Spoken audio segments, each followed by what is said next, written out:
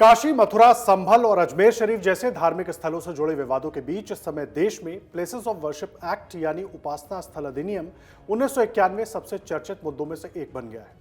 और इस बीच supreme court ने गुरुवार को पूजा स्थल अधिनियम 1991 की कुछ धाराओं की वैधता को चुनौती देने वाली याचिकाओं पर सुनवाई की। सुनवाई के दौरान सीजेआई ने स्पष्ट तौर पर कहा कि इस मामले की अगली सुनवाई तक मंदिर मस्जिद से जुड़ा कोई भी नया मुकदमा दर्ज नहीं किया जाएगा। भारत के मुख्य न्यायाधीश संजीव खन्ना, जस्टिस संजय कुमार और जस्टिस केवी विश्वनाथन की पीठ ने कहा, जब मामला इस अदालत के समक्ष विचाराधीन है तो क्या अन्य लोगों का इसमें दखल नहीं देना उचित नहीं होगा। सुनवाई के दौरान सुप्रीम कोर्ट ने निर्देश दिया है कि धार्मिक स्थलों या तीर्थ स्थलों के संबंध में कोई नया मुकदमा दर्ज न किया जाए या जिला अदालतों द्वारा सर्वेक्षण का आदेश तब तक न दिया जाए जब तक कि उपासना स्थल अधिनियम 1991 की वैधता से संबंधित मामला उसके सामने लंबित है। साथ ही शीर्ष अदालत ने 1991 के कानून की वैधता को चुनौती देने वाली याचिकाओं पर जवाब दाखिल करने के लिए केंद्र सरकार को 4 हफ्ते का और समय दिया है। याचिकाओं के एक समूह पर विचार करते हुए अदालत ने यह भी कहा कि कानून के क्रियान्वयन की मांग करने वाली याचिका पर भी केंद्र की तरफ से कोई जवाब दाखिल नहीं किया गया। आपको बता दें, पीठ ने नए मुकदमों पर विचार करने पर रोक लगाने के आदेश के विरोध को खारिज कर दिया। कानून की वैधता को चुनौती देने वालों की ओर से पेश वकीलों ने इस आदेश का विरोध किया था। पीठ ने कहा, मुकदमे दायर किए जाने पर भी कोई कार्रवाई नहीं की जा सकती। जब मामला इस अदालत के सामने विचाराधीन है तो क्या दूसरों के लिए इस पर रोक लगाना उचित नहीं होगा। जब तक हम मामले की जांच नहीं कर लेते तब तक कोई प्रभावी आदेश या सर्वेक्षण आदेश पारित नहीं किया जा सकता। सुप्रीम कोर्ट में सुनवाई के बाद एडवोकेट महमूद प्राचा ने कहा, हजारों मस्जिदों को मंदिर साबित करने की कोशिश की जा रही है। जब तक ये मामला सुप्रीम कोर्ट में लंबित है तब तक कोई भी निचली अदालत इस मामले से जुड़ा कोई आदेश पारित नहीं कर सकती। पिछले कई सालों में टेम्परेरीली सही, यानी कि कुछ समय के लिए ही सही, संविधान की गरिमा को, जो संविधान चाहता है देश की सुप्रीम कोर्ट से, उसको रखा है। और मैं इसलिए नहीं कह रहा कि ये फैसला शायद हमारे पक्ष में नजर आ रहा है, इसलिए ये बात नहीं कह रहा हूं। हमारे पक्ष में ये इसलिए नजर आ रहा है कि गैर कानूनी तरीके से हर मस्जिद को, हजारों मस्जिदों को मंदिर बताने की कोशिश हो रही थी, तो इसलिए थोड़ा बहुत हमारे पक्ष में नजर आ रहा है। लेकिन कोर्ट ने जो रीजन दिया है इसका, वो ये दिया है कि जब एक किसी इशू के बारे में आप स्वयं ही चैलेंज कर रहे हो कि ये इशू जो है इस पे सुप्रीम कोर्ट डिसाइड करे, तो निचली अदालतें उस इशू पे कैसे डिसीजन कोई दे सकती हैं। तो इस वजह से जब तक सुप्रीम कोर्ट में ये डिसीजन नहीं होता, हमें नीचे के सारे काम, सर्वे का काम, जो इंटरिम ऑर्डर्स भी पास नहीं करेगा कोई, और नया कोई केस भी डाल नहीं पाएगा जब तक ये फैसला नहीं हो जाता। अब नया केस डालने से रोक के बारे में भी मेरे ख्याल से क्लैरिफिकेशन मुझे करना चाहिए, और वो क्लैरिफिकेशन ये है कि प्लेसेस ऑफ वर्शिप एक्ट ये मनाही करता है पूरी तरीके से कि कोई भी किसी केस में भी इन केसेस में अदालत में जा ही नहीं सकता, कोई कोर्ट ऑर्डर पास नहीं करेगा। तो सुप्रीम कोर्ट का ये ऑर्डर फेयर है कि जब मनाही है, अब सही या गलत तो सुप्रीम कोर्ट फैसला करेगी ना। इसीलिए हम लोग तो ज्यादा खुश नहीं है इससे, लेकिन अभी टेम्परेरी राहत मिली है, लेकिन अभी इसमें बहुत संघर्ष जारी है। और ये एक बात मैं और कह दूं कि जब ये इतने सालों से सो ही रहे थे तो अभी कौन सा तूफान टूट जाएगा, कुछ दिन रुक जाए। तो पर आज एक और जो महत्वपूर्ण बात ये हुई है कि मैंने तो शायद सुना है, पता नहीं सही सुना है या गलत सुना है, जो हमारा विरोधी पक्ष है उसने जैन साहब को अपना वकील बनाया, नोडल वकील प्रपोज किया है। तो एक बात तो तय हो गई कि जैन साहब जो हैं उस पक्ष के सबसे धुरंधर वकील हैं, एक बात तो ये तय हो गई। दूसरी बात ये तय हो गई, जो मैंने अगर सुना है, सही सुना है, तो तुषार मेहता साहब ने भी उनका नाम प्रपोज किया था। तो ये दोनों इंटरेस्टिंग चीजें भी हुई हैं आज। यही बोला है, कोई सर्वे नहीं होगा अभी, कोई भी। अच्छा, दूसरी बात यह है कि करीब ये बताया जा रहा है कि 10 से 12 केसेस जो हैं वो पेंडिंग हैं, 10 से 12 प्लेसेस के।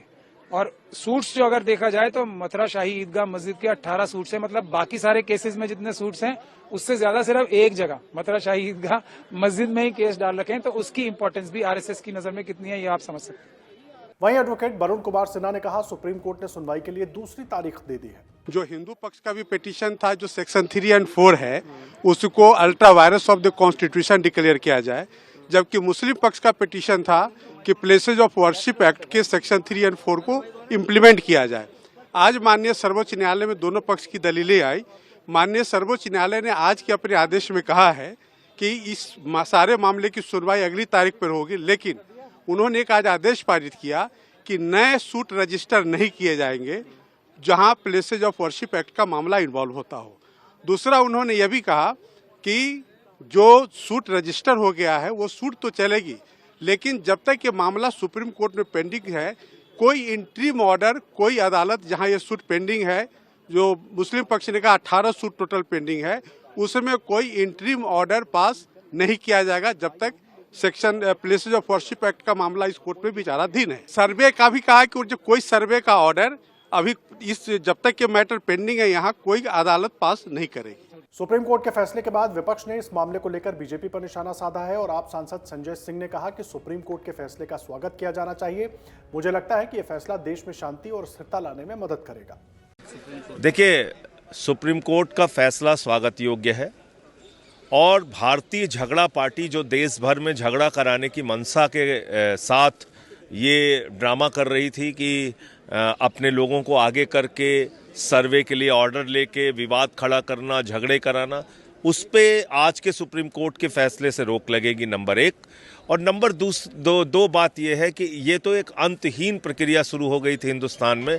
कल को कोई कहता भाई संसद भवन के नीचे मुझे सपना आया है, यहाँ पे हनुमान मंदिर था, कोई कहता राष्ट्रपति भवन के नीचे चर्च था, कोई कहता उपराष्ट्रपति भवन के नीचे जो है वो गिरजाघर था और गुरुद्वारा था। तो आप हर जगह खोदते रहो, तोड़ते रहो, इसका तो कोई अंत नहीं था। तो इसलिए मुझे लगता है कि ये सुप्रीम कोर्ट का फैसला देश में अमन, चैन और शांति बहाल करने में काफी मदद करेगा। वहीं सुप्रीम कोर्ट की इस टिप्पणी से पहले केंद्रीय मंत्री गिरिराज सिंह ने कहा था, सुप्रीम कोर्ट अपना काम करेगा, ये कोर्ट के दायरे में है और कोर्ट जो भी निर्णय लेगा संविधान को मानने वाले लोग कोर्ट का निर्णय मानेंगे। ये सुप्रीम कोर्ट अपना काम करेगा, उस सुनवाई में हमें कुछ नहीं कहना है। कोर्ट के दायरे में है, कोर्ट जो भी निर्णय लेगा, जो संविधान को मानने वाले लोग हैं कोर्ट के निर्णय को मानेंगे। वहीं बीजेपी सांसद अरुण गोविल ने कहा था कि मामला कोर्ट में है और इस पर उचित तरीके से चर्चा होनी चाहिए। सभी को पूजा करने का अधिकार है, मुझे उम्मीद है कि कोर्ट इस बारे में अच्छा फैसला लेगा।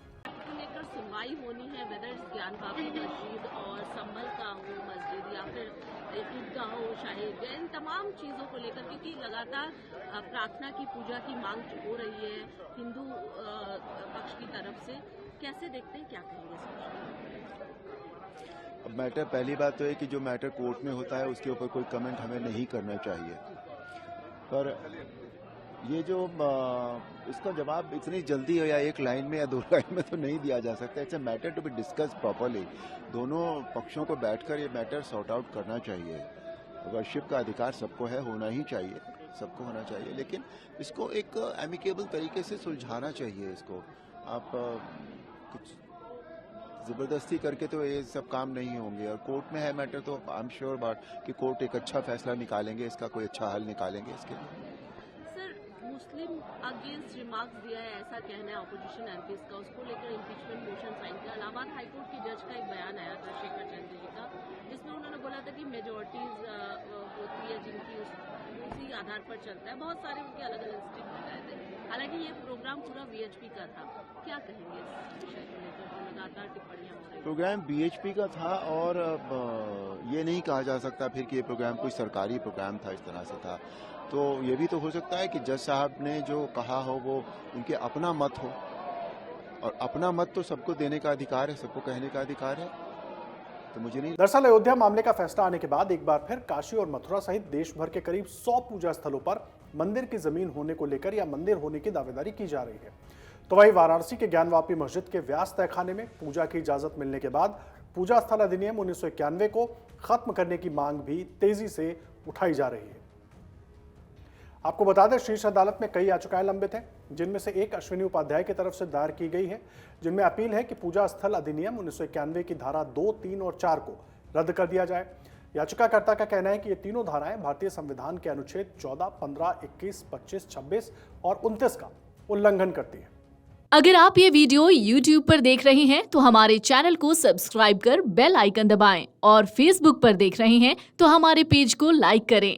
8 मिलियन प्लस सब्सक्राइबर, आपके इस भरोसे के लिए बहुत धन्यवाद।